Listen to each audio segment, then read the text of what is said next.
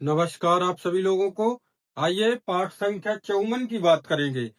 और हम आपको पूर्व में भी बता रहे हैं कि जो पाठ्यक्रम से पढ़ता होगा, सुनता होगा, उसको ये वीडियो जरूर समझ में आई होगी। हमने ज्योतिष को त्रिस्कंध में आपको बताने का प्रॉमिस किया है। और इसमें देखिए कि हमने अभी राशियों के पीछे ग्रह और राशियों के गुण और स्वरूप को समझा। अब सेकंड में हम आ गए हैं। सेकंड पे हमने भाव को समझा।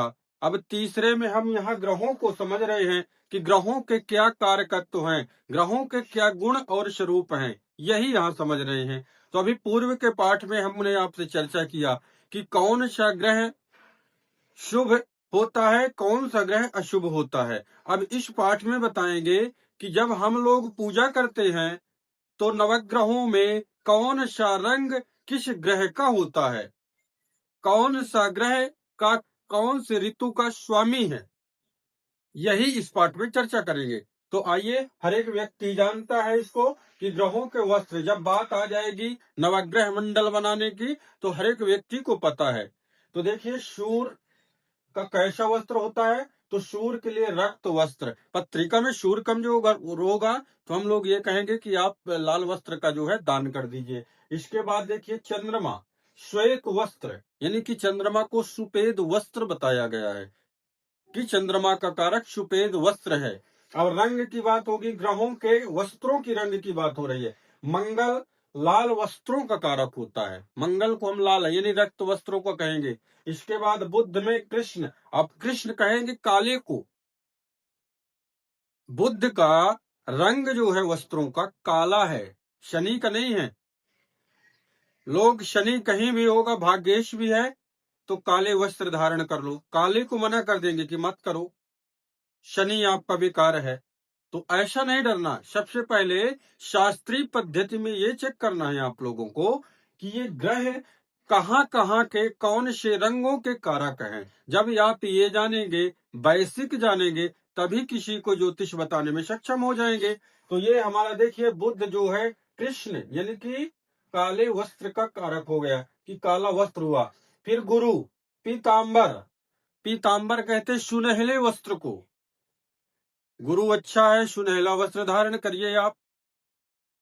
गुरु अच्छा है, पत्रिका में कह देंगे पीला रंग आपके लिए लकी है। शुक्र रेशमी वस्त्र, पट्ट यानी पट्ट कहेंगे कि रेशमी है तो श्वेत, लेकिन रेशमी वस्त्रों में मुलायम वस्त्र, अच्छा महंगा वस्त्र, ये शुक्र के रंग का है, मुलायम वस्त्र। फिर आ जाइए शनि, तो शनि के लिए चित्रपट यानी चित्रकवरा वस्त्र की बात शनि की हुई थी कि शनि के जो वस्त्रों का रंग था वो रंग जो है चित्रपट यानी कि चित्रकवरा रंग था। काले काले की यहाँ संज्ञा नहीं दी गई है कि काला, शास्त्रीय पद्धति से है।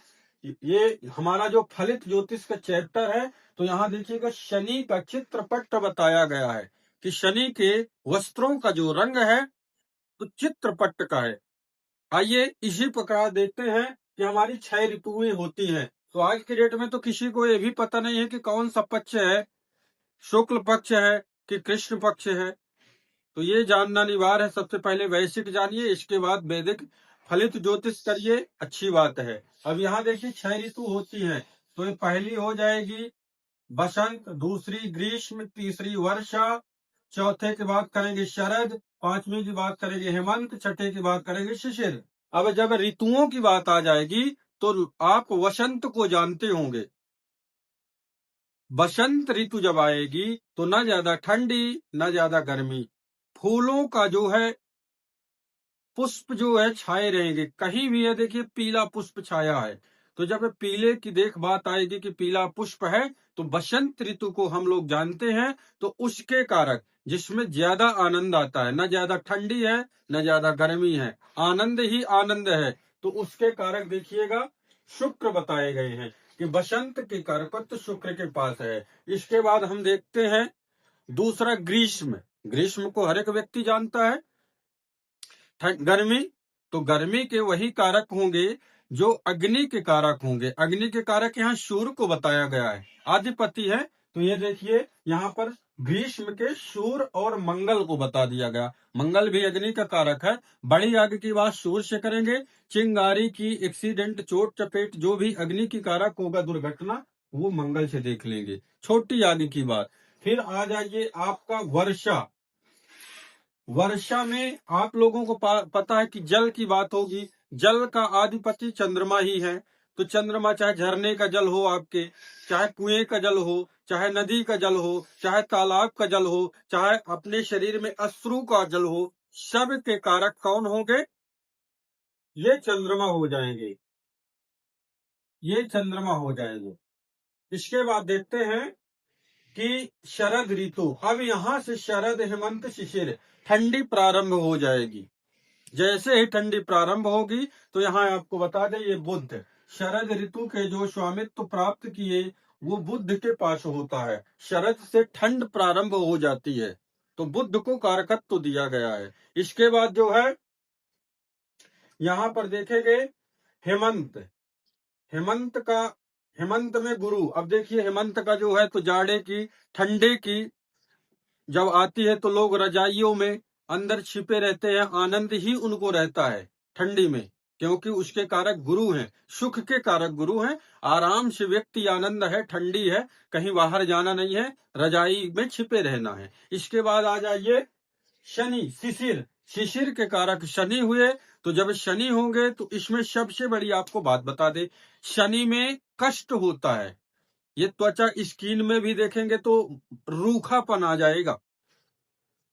कितने भी रजाई चादर ओढ़ लेंगे, एकदम कांपते रहेंगे, लगेगा कितना जल्दी हम धूप निकले और जो है हमको आराम मिले।